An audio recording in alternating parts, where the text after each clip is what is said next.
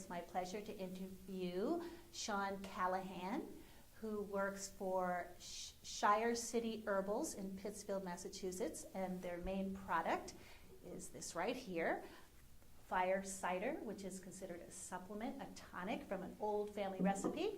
The primary ingredient being organic apple cider. Thanks, Sean, so much for coming and agreeing to this interview.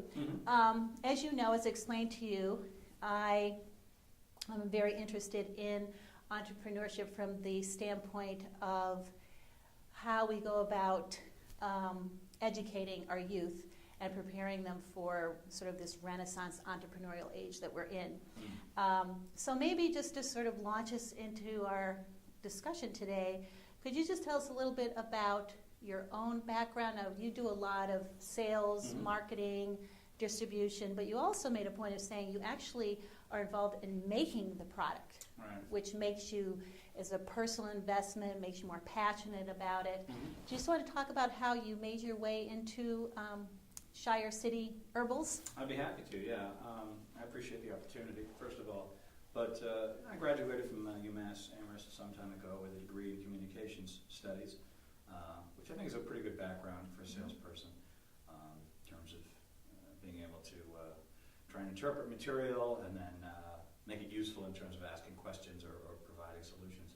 So I've kind of been in a lot of large corporate environments, small corporate environments. This is the first real, very small family company that I've ever worked with.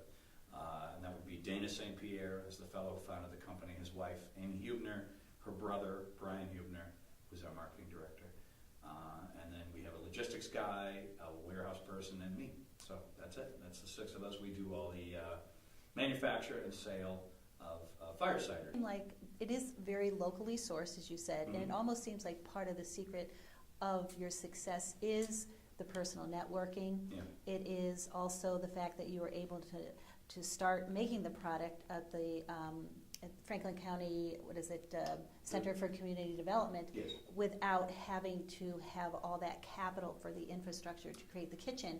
And also I've seen you in action at Farmers Market and also at Atkins Food Store, and I think you speak to the fact that you're very good at getting people to taste this. And I remember myself, I was very reluctant because I kept thinking, fire cider? Am I going to burn my esophagus? Right. What is this? Sauce? Right. And then you poured it out, and it looks like almost wine, and it's very clear, it's very translucent, and you give people little samples.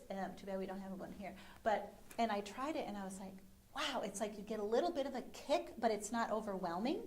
And so you want to talk a little bit about how how this is. It was sort of built as a tonic, but also you have a lot more uses that you share with people that they might explore. We do, and part of where this stems from is, I think, from the counterculture movement of the 60s and the ecology movement, as it was called at the time, right? Remember the American flag was green, peace symbol in the middle.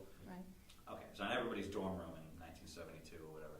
But the point is that there's this strong feeling that we're getting overwhelmed by corporate products, right? There's, we're just simply overwhelmed by things that claim to rejuvenate, that are good for you, that are natural, that are healthy. Every store is crammed with this stuff. Well, why?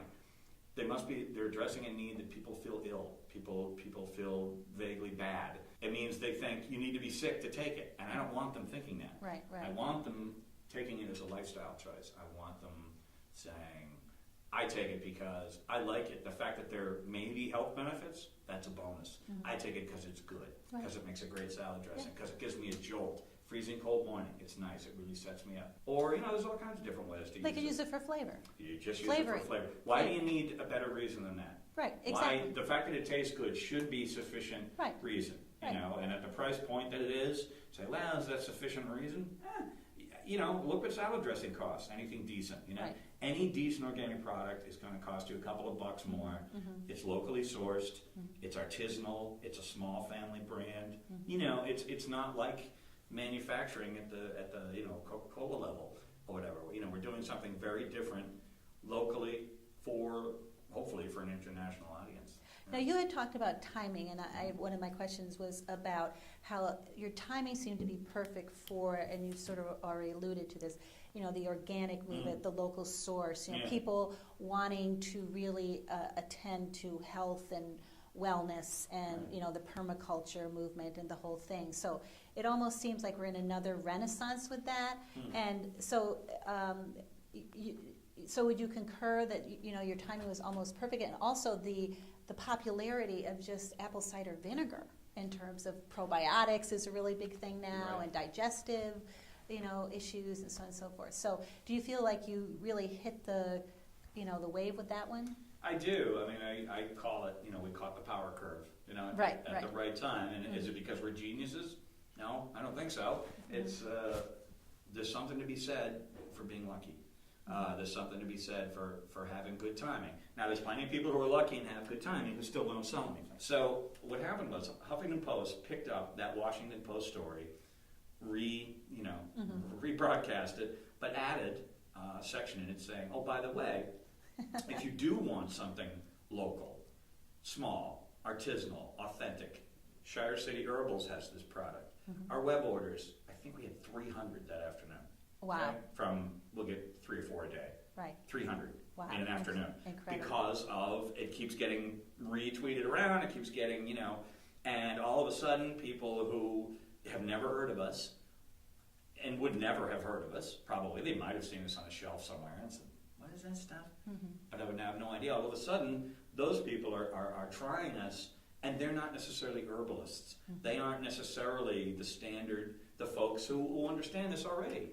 I think part of the phenomenon, I mean, it really, in 4 years, and that's on your, on your website, the 4th year birthday and anniversary and so on and so forth, sort of this phenomenal success seems to be a sort of a merging or marriage of a very local, personal, here, have a sample, we're right down the road kind of thing, with social media such as Huffington Post, and also I love the fact that Willie Nelson is going around wearing your T-shirt, and on your website you got into Dr. Oz. I mean, these are huge.